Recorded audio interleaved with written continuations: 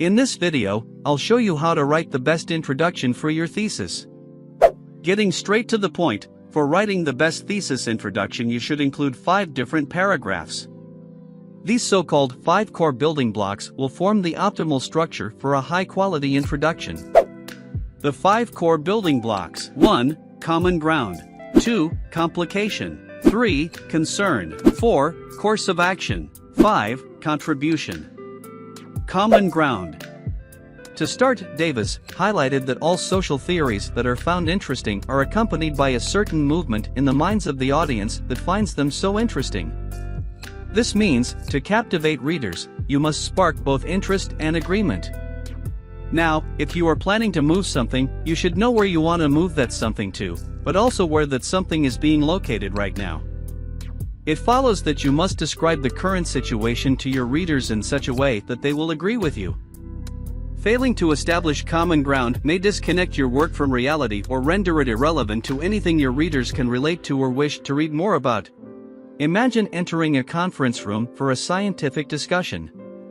Here your role is now to familiarize readers with the conversation. Your task is to orient all readers to the discussion in a way that is accessible to them and relevant to their interests.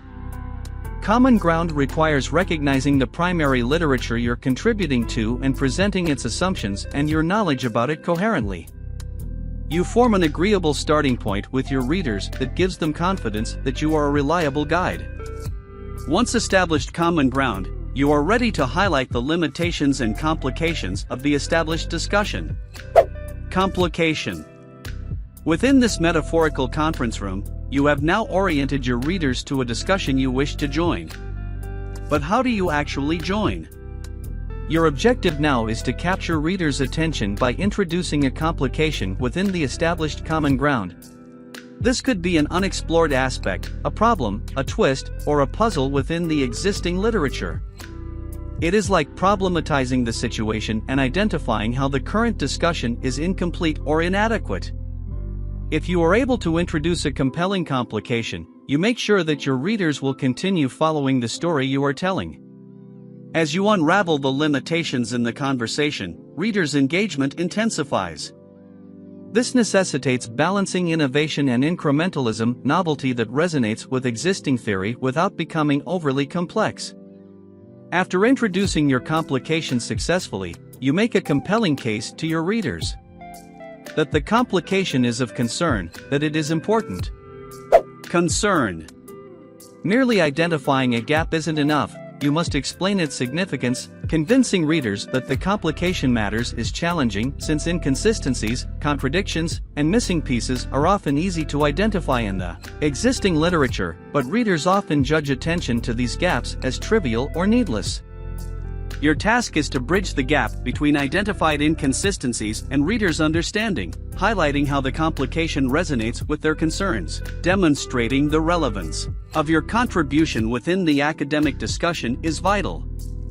Imagine again the conference room in which your audience is now engaged in the discussion. You are attempting to convince them that you have a valid point. Your audience must believe in the relevance of your complication. If you describe shortcomings in the existing literature, for example, that it is incoherent, misleading, contradictory, or incomplete, you must further describe how and why those shortcomings matter. In doing so, you provide readers with reasons to invest in your narrative. This process lays the groundwork for your pursuit of a solution. Only when readers are convinced that the complication matters, they will be curious to learn what you are planning to do about it. So, having established common ground with your readers, shown them the complication to that common ground, and convinced them why the complication is of concern, you have set the stage for introducing your own unique contribution to the literature. Your course of action. Course of action. As you outline your course of action, your goal is to clearly describe how you'll address the central complication. Will you develop or refine theory?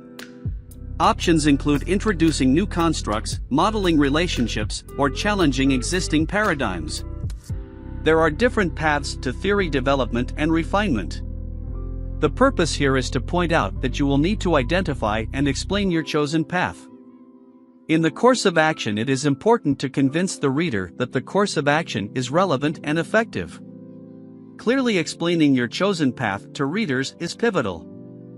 Your readers must see how your approach not only aligns with the complication but also contributes to the discussion. Normally, this building block is the heart of the paper, but it loses value when it is disconnected from the other building blocks. Having described a convincing solution to a relevant and important complication, you will now be ready to highlight how the paper has impacted the academic conversation, so how it makes a valuable contribution to the literature. Contribution. Now that your ideas are part of the academic conversation, your task is to articulate your contribution's uniqueness and relevance. Distinguish theoretical from practical contributions in this final chapter.